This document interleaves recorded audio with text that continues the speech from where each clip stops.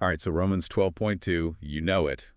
But today, we're going deep. Hmm. Like, how different pastors approach this verse, fresh perspectives. Yeah, we've got sermons galore here, different churches, and you wouldn't believe some of the takes on this, from like Chinese finger traps to dopamine. Seriously, some out there stuff. But first, what's the common thread here? Transformation. Every sermon, somehow it's about becoming something new. But that's not new, right? Everyone knows the verse is about change. What's different in these sermons? How they get there. Like X-Church, straight up physics, Newton's law. You need a force for change, and that's God's power. Okay, so inertia, we're stuck, God pushes us, I get that. But then there's like one living church. They're all about self-deliverance, right? Exactly, and their example is tough stuff, like getting free from porn addiction by renewing your mind. Whoa, okay, that's intense. But it's Well, like real, lots of people struggle with that. So how did these sermons say we renew our minds? lots of ways. Uh, Highest Praise Church calls it a renovation. You got to tear down mental strongholds, rebuild with truth. Mental strongholds. For someone who's never heard that, what does that even mean? It's like a lie you believe deep down about yourself, God, whatever. Makes you feel trapped. Could come from like bad experiences, even just culture. So renovation, we're ripping out those lies. What replaces them? That's where God's truth comes in. You know, if you feel worthless, you find verses that say you're God's kid, loved, all that. Replace the bad thought. Gotcha. Identify the lie, tear it down, replace it with truth. It sounds simple, but how do they actually say we do that? Rexdale Alliance Church, they get practical. They say, look, you've got needs, right? Those lead to beliefs, which make you live by certain rules. Okay, so like, I need to feel safe, so I believe I can only trust myself. That's my rule, don't let anyone in. Right.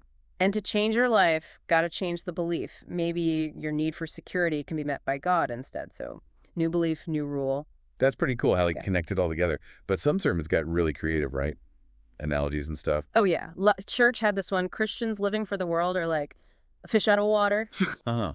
That one stuck with me too. So obvious, but it makes you think, right, why are we flopping around when we're made for God's love? Then there's Overcome Church. They're all about trains. Is your train on track, headed for God's purpose, or going the wrong way? Choices, man, every day. But my favorite, hands down, Abundant Springs, the Chinese finger trap. That's a good one. The harder you struggle, the worse it gets. Surrender is the key. Let go and let God. Right. And it's not just personal. Lots of sermons bring in other Bible verses too. Like Ephesians, putting off the old self, becoming new. It's active, this transformation. We're not just sitting around waiting to be zapped. We got to participate. And James, don't just hear the word, do it. Action, that's transformation. Walking the walk. But some sermons went beyond the Bible, right? That's where it got wild. Connection Church quoted Dallas Willard, philosopher guy, keeping God in your mind all the time, letting him guide you. And crossover church. Science time. Yeah. Limbic system, dopamine, all that. Our brains are wired for habits. So it's not just spiritual, it's how we're made. We got to rewire ourselves, break those bad patterns. A mind and body working together. And then there's Spirit Church, totally different vibe. They brought in Extreme Makeover. Everyone loves a makeover story, right? Doesn't matter if you're religious or not. Like, we're all searching for that change, something better. Deep down, yeah, we want to be transformed. And that's where God comes in. So it's not just you changing, right? It's like this transformation goes outward too. Yeah, ripples, like you're different, so the world around you is affected. Exactly. Like Dripping Springs Methodist Church, they talked about Mount Sinai, the Torah. Oh, right. And then Jesus on the mountain, too. Mm. Both times, it's like God saying, live differently, stand out. Stand out, yeah. Don't just blend in with everyone else. Eden First Church of God, they used Daniel, in Babylon. Yeah, tons of pressure to just give in, be like everyone else.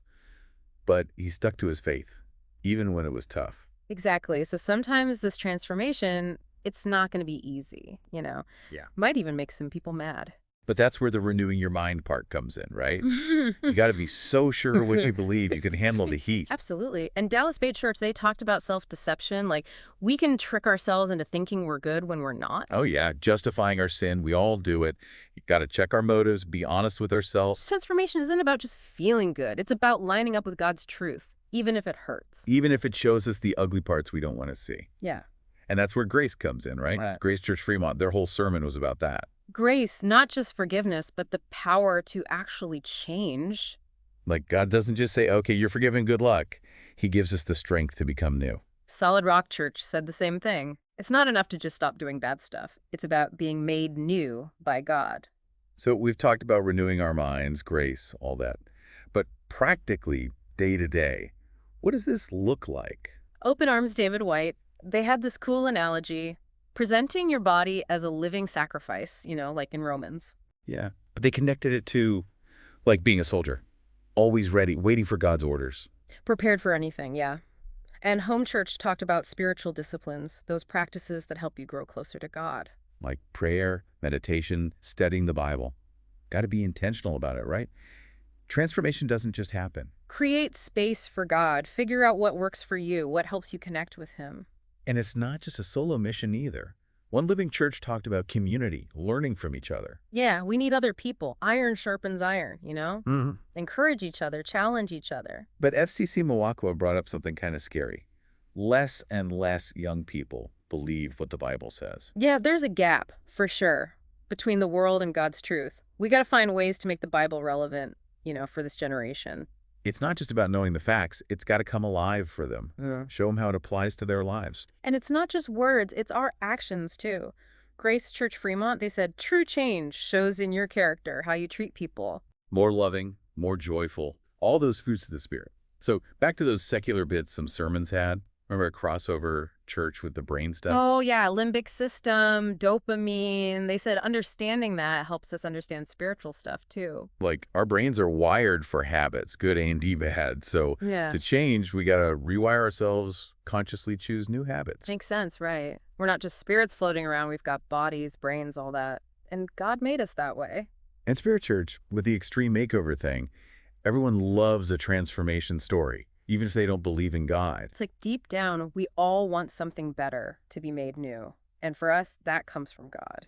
So with all these different interpretations, what really struck you? For me, it's that transformation is never finished. It's ongoing, always more to learn, more to surrender. Yeah, it's not like you reach a point and you're done. Always got to be renewing your mind, growing closer to God. It's about being okay with that, with the journey, and being intentional about it, Mm-hmm. Choosing to grow. So many sermons emphasize that.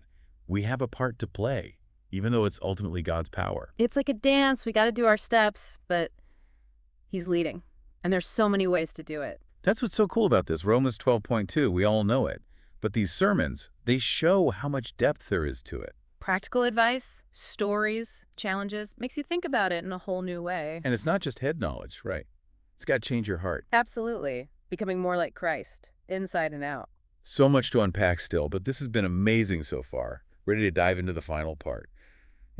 It's cool how these pastors connect this transformation, the Romans 12.2 stuff, to making the world better. Yeah, it's not just about you, right? It's like your change impacts everyone. Or like Joshua's Generation Ministries, they brought up Martin Luther King Jr., Rosa Parks, all those folks. Powerful people changed history, and it started with their transformation, their belief in something bigger. And they were willing to stand up, even when everyone was against them. Exactly. So our changed lives, they can be like that too. Challenging what's wrong, making things right. But it's not always about, like, huge things.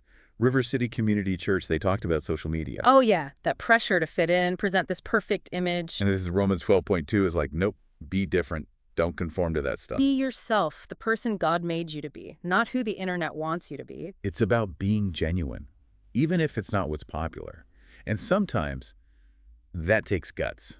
Yeah, courage to say no to stuff that goes against your beliefs, even small stuff, every day. It all adds up, right? Mm-hmm. Our choices, they show what we really believe. But out of all these sermons, one thing really stuck with me. Which one? The Chinese finger trap. Abundant Springs, remember? It just perfectly explains that whole surrender thing. Oh, yeah, that was good. The harder you try to control it, the more stuck you get. It's like, let go, trust God. That's when you actually become free. Surrender. It's not giving up. It's letting God take over, work through you. So, big picture, what's the main thing you want listeners to take away from all this? Romans 12.2. It's not just a nice saying. It's a challenge to change, to become more like Jesus every day. And it's not just about you. It's about how that change affects the world around you. Your family, friends, even strangers. It all starts with you, with renewing your mind. And we've seen so many ways to do that, right? From sciencey stuff to pop culture, practical tips, it's all there. The point is, be intentional about it. Don't just wait for it to happen. Seek God, learn, grow. So think about it. What does renewing your mind mean for you? What's God saying to you through this verse? And how can you take that change, that new you, and use it to make the world a little bit brighter? It's been a wild ride, this deep dive. So many amazing insights. Keep exploring, keep the conversation going, and most importantly, keep letting God transform you. Till next time, happy diving, everyone.